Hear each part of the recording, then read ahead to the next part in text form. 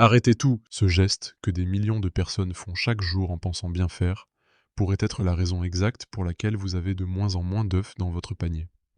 Et pourquoi ceux que vous récoltez sont plus petits? Avec une coquille si fragile qu'elle se brise sous vos doigts, vous avez peut-être investi dans un beau poulailler, choisi les meilleures grossesses de poules pondeuses, et vous vous réjouissiez à l'idée de récolter chaque matin des œufs frais et nutritifs.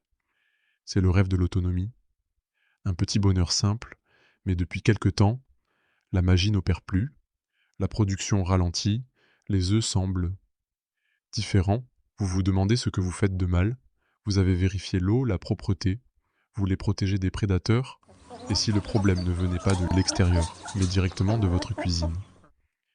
La vérité, c'est que certains des restes que nous donnons à nos poules avec les meilleures intentions du monde peuvent saboter leur ponte, ils ne vont pas forcément les rendre malades sur le champ. C'est bien plus insidieux. Ils agissent en silence, déséquilibrent leur organisme et affectent directement ce pourquoi nous les aimons tant. Leurs précieux œufs, si on ne parle pas ici d'un poison, mais d'une lente dégradation de leur potentiel. Aujourd'hui, on lève le voile sur 3 aliments très courants, d'apparence innocente, qui font secrètement du mal à vos poules, et peuvent, métaphoriquement, faire rétrécir vos œufs. Nous allons voir pourquoi ils sont problématiques, comment ils impactent la ponte et la qualité des coquilles.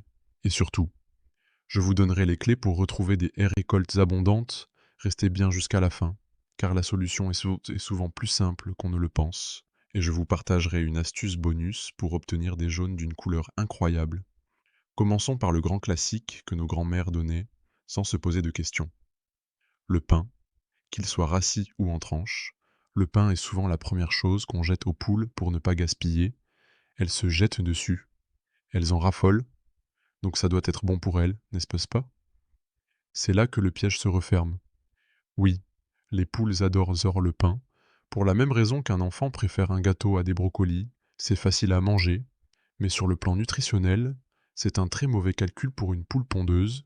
Le pain, surtout le pain blanc, est riche en glucides, mais pauvre en tout ce qui est essentiel à la fabrication d'un œuf. Pour pondre un œuf presque tous les jours, le corps d'une poule est une véritable usine. Cette usine a besoin de matières premières de qualité. La première, ce sont les protéines. Un bon aliment pour poule pondeuse contient environ 16% de protéines. Le pain blanc, lui, en contient à peine la moitié. Et son profil en acides aminés est moins adapté. En donnant du pain, vous remplissez l'estomac de votre poule avec un aliment qui ne lui apporte pas les briques nécessaires pour construire le blanc de l'œuf. Le deuxième carburant essentiel est le calcium. Une poule a besoin d'environ 3 à 4 grammes de calcium par jour pour fabriquer une coquille solide. C'est un besoin énorme. Le pain n'en contient que très peu. Si une poule se gave de pain, elle a le ventre plein et va donc bouder sa nourriture complète, celle qui est formulée pour couvrir ses besoins. Elle est calée, mais elle est en réalité en pleine malnutrition. Les conséquences ne se font pas attendre. D'abord, une baisse de la ponte, l'usine manque de matières premières, donc elle ralentit. Ensuite, la qualité des œufs diminue, le manque de protéines peut influencer la taille de l'œuf, et le manque de calcium est la cause directe des coquilles fragiles, ou même des œufs sans coquille. Ce n'est pas un signe de maladie mystérieuse, c'est souvent le symptôme d'un déséquilibre alimentaire. Pire, certains éleveurs rapportent un risque physique. Le pain humide peut former une pâte collante dans le jabot de la poule, cette poche où les aliments sont stockés. Cette masse pourrait bloquer le système digestif, provoquant ce qu'on appelle une impaction du jabot, une condition douloureuse et potentiellement sérieuse. Alors, faut-il bannir le pain à tout jamais? Un petit bout de pain très dur, donné de manière très occasionnelle, une fois par semaine maximum, peut être vu comme une friandise, mais ça ne doit jamais devenir une habitude. L'erreur est de vider la corbeille à pain chaque jour dans l'enclos. On pense faire un geste anti-gaspillage, mais on sabote la santé de nos animaux. La meilleure alternative pour vos restes? Les épluchures de légumes verts, les fans de carottes, les salades un peu fatiguées. Ça, c'est une vraie friandise, saine et utile.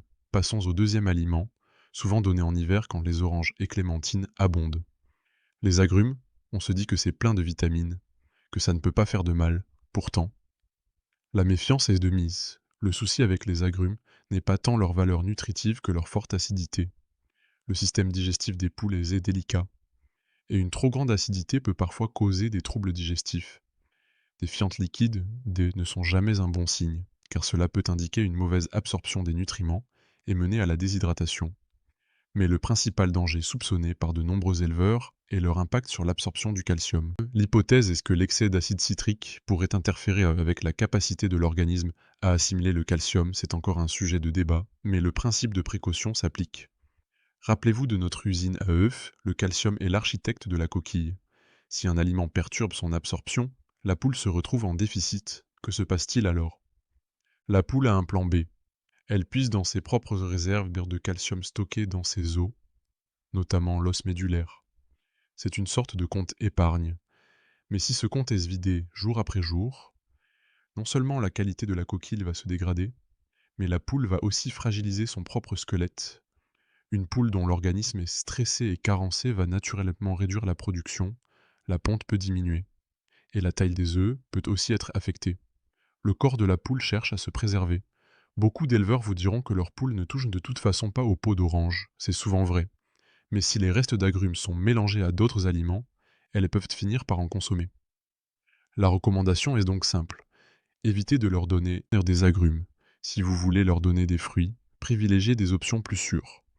Des morceaux de pommes sans les pépins, des poires, des baies ou du melon en été, qui est excellent pour l'hydratation.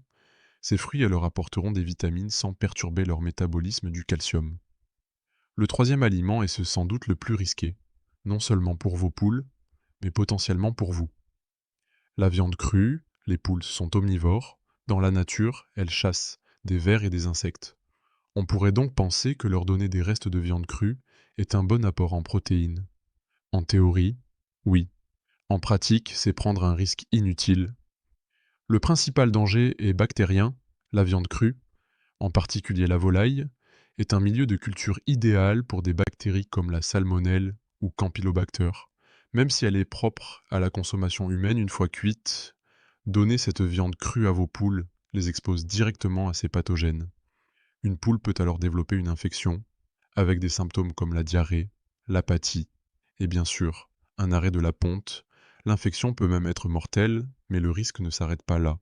Une poule infectée par la salmonelle peut devenir une porteuse saine, sans symptômes, mais continuant d'excréter la bactérie dans ses fientes, plus inquiétant. Certaines souches, comme Salmonella enteritidis, peuvent contaminer l'œuf de l'intérieur avant même que la coquille ne soit formée. Imaginez la chaîne. Vous donnez un reste de poulet cru, une poule s'infecte, elle pond un œuf contaminé, et votre famille consomme cet œuf cru ou mal cuit dans une mayonnaise maison. C'est un risque sanitaire réel à ne pas prendre à la légère. La solution est simple, ne donnez jamais de viande crue à vos poules. Si vous avez des restes de viande, assurez-vous qu'ils soient bien cuits, non salés et non assaisonnés, et donnez-les en petite quantité, mieux encore, pour booster leur apport en protéines de manière sûre. Tournez-vous vers les vers de farine déshydratée ou les larves de mouches soldats noirs. Ces sources sont contrôlées, saines et parfaitement adaptées. Alors, que faut-il donner pour obtenir des œufs nombreux, grosses et solides? Le secret réside dans le respect de 5 piliers fondamentaux. Premièrement, la base est un aliment complet de qualité, c'est le socle. 70% de leur régime devrait venir d'un aliment complet pour poules pondeuses. Il garantit l'équilibre parfait entre protéines. Autour de 16%, énergie, vitamines et minéraux. Un simple mélange de céréales ne suffit pas, car il est trop pauvre en protéines et calcium. Deuxièmement, les protéines sont le moteur de l'œuf. Un manque de protéines est une cause majeure de baisse de ponte. En plus de l'aliment complet, complété avec des friandises riches en protéines comme les insectes séchés, les légumineuses comme les lentilles ou les pois cuits, jamais crus, sont aussi une excellente option. Troisièmement, le calcium est l'architecte de la coquille. C'est non négociable pour éviter les coquilles fragiles. Le calcium doit être disponible à volonté, mais séparément de la nourriture.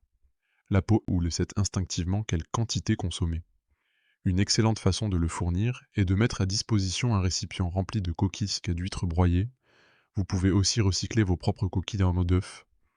Rincez-les, séchez-les, passez-les au four pour les stériliser, puis broyez-les finement. Quatrièmement, la verdure et les légumes sont le secret des jaunes dorés, c'est le complément qui fait la différence. L'idéal est un accès à un parcours herbeux, sinon apportez-leur quotidiennement de la verdure.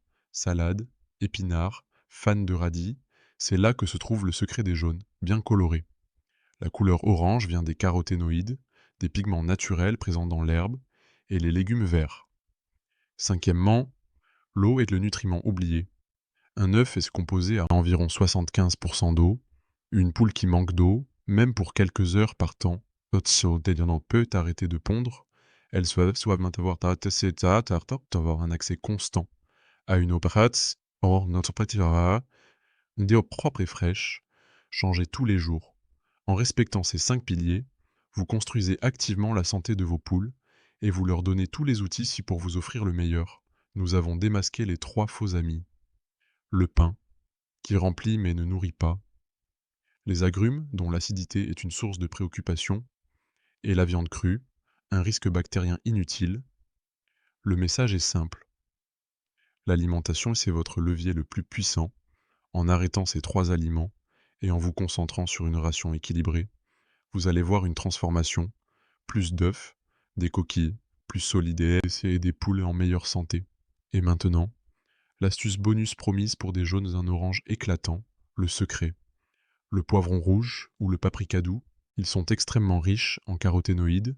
Une petite cuillère de paprika doux mélangée à leur ration de temps en temps, ou des lanières de poivron rouge, et vous verrez la couleur de vos jaunes se transformer. C'est une astuce simple et naturelle. Maintenant, à vous de jouer. Qu'avez-vous appris aujourd'hui?